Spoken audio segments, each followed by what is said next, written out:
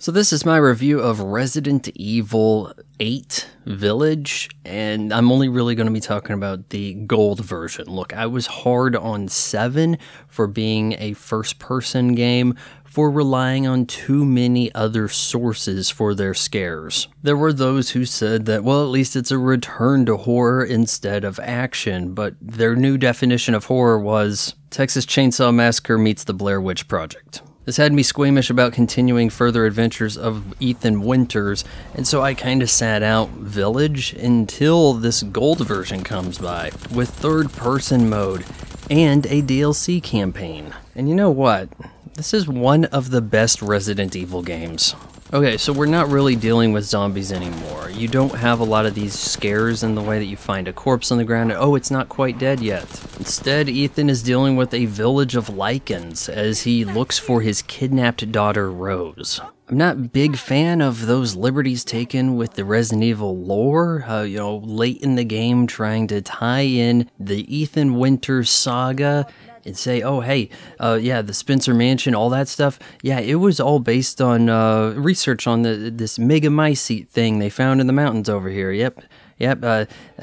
Mother Miranda was behind it the whole time. I'm sure that's what they had in mind back in 1996. But regardless, I got plenty of good jumps out of this game, and the difficulty didn't make it for a huge grind. You have an extra content shop for your post-game mop-up on the harder difficulties, this time actually allowing you to play the game with enhanced weaponry like the Stake Magnum that just puts guys down. Not even forcing me to be limited to using this weapon on the difficulty I originally beat the game on. This also has the most forgiving item management in all of Resident Evil, separating key items from treasures, and then you also have what you can use for weaponry, and crafting isn't a huge fuss, making for this perfect balance of, well, ammo is precious, but at least I don't have to drop things on the ground or find a chest so that I can put this ammo back so I can grab the red ruby to put in the statue, and some of that has to be credited to the level design. Now, early Resident Evil games felt like a puzzle game with zombie cameos.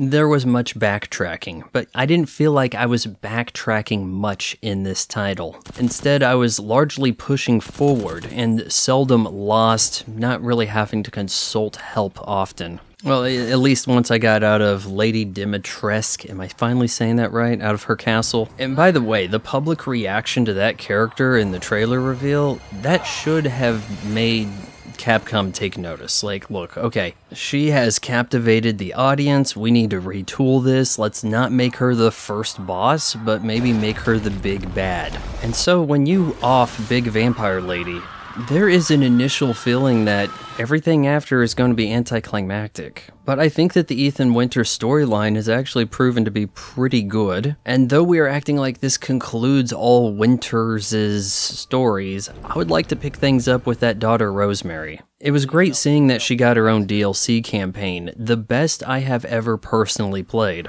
It feels like a new story, reusing environments, but changing some assets around, and it even tugs at the heartstrings. I think there's room for Rosemary Winters to be included in future REs. Resident Evil Village Gold Edition looks gorgeous on the Xbox Series X, it plays wonderfully. Does offer Resident Evil caliber scares, and especially with this DLC campaign, has an evolving story. I give Resident Evil Village Gold Edition a 9.2 out of 10.